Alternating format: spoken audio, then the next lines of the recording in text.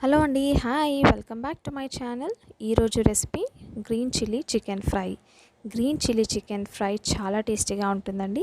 ఇది సాంబార్, రసం, వైట్ రైస్లోకైనా, చపాతీ, పుల్కాలోకి చాలా టేస్టీగా ఉంటుంది. ఇది ఎలా తయారు చేయాలో ఇప్పుడు చూద్దాం. ముందుగా ఒక గిన్నెలో 2 లేదా 3 టేబుల్ స్పూన్ పెరుగు యాడ్ చేసుకోవాలి.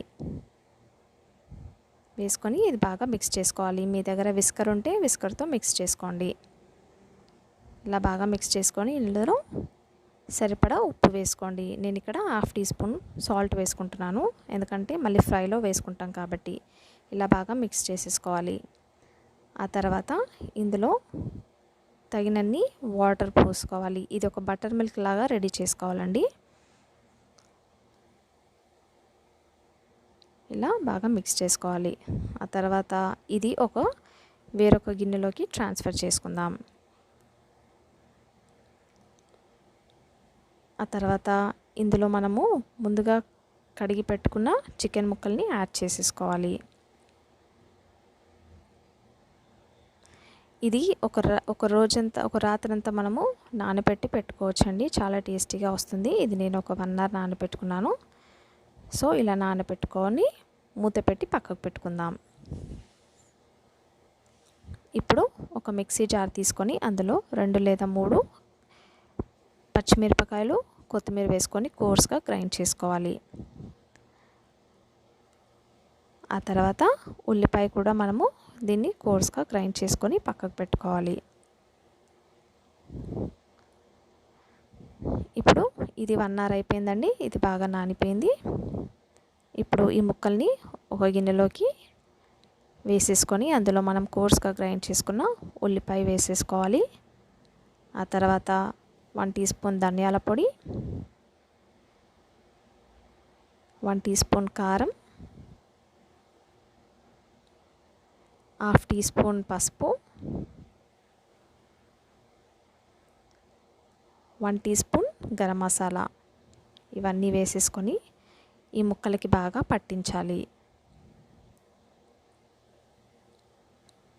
ఆ తర్వాత ఇందులో నేను 1 టీ స్పూన్ అల్లం వెల్లుల్లి పేస్ట్ కూడా వేసుకొని బాగా మిక్స్ చేసుకుంటున్నాను.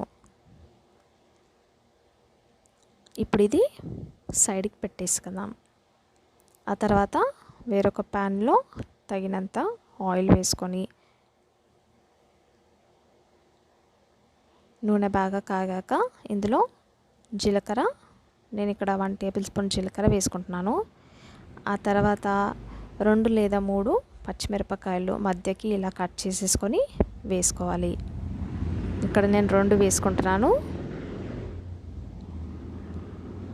కరివేపాకు వేసుకొని ఒకసారి అలా మిక్స్ చేసేసుకోవాలి. ఆ తర్వాత ఇందులో మనము ముందుగా మ్యారినేట్ చేసుకున్న చికెన్ ముక్కల్ని యాడ్ చేసుకోవాలి.